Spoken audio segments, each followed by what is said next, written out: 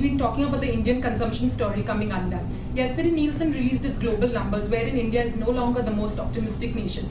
India now becomes the second most optimistic nation after Indonesia.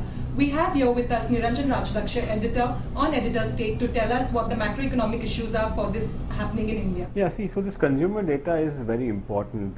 If you see what's been happening over the economy over the past year or so, growth has been falling quarter on quarter, and the main problem has been an investment slowdown.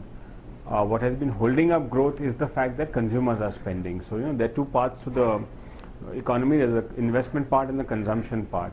So now if the consumer confidence is cracking, if consumer demand is cracking, it could potentially lead to very severe problems for the economy as a whole, given the fact that investment is already down.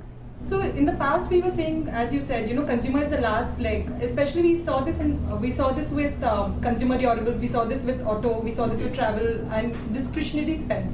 When we speak about the slowdown now, saying FMCG or consumer packaged goods, what is that leading and how important is that?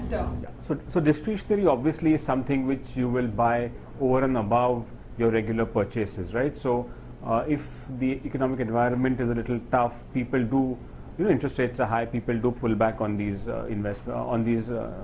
purchases. But FMCG, which is really monthly purchases of provisions, your toothpaste, your soaps, if that is now sort of feeling the pressure, it means that consumer confidence is really dented. And I think the thing to look for is rural demand, because already we have concerns about the monsoon, and therefore about so what sort of rural purchasing power we will have.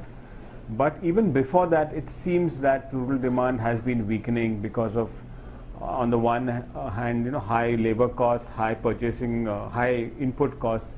So I think going forward, I think your rural demand for FMCG is going to be a critical factor. Thanks, Niranjan.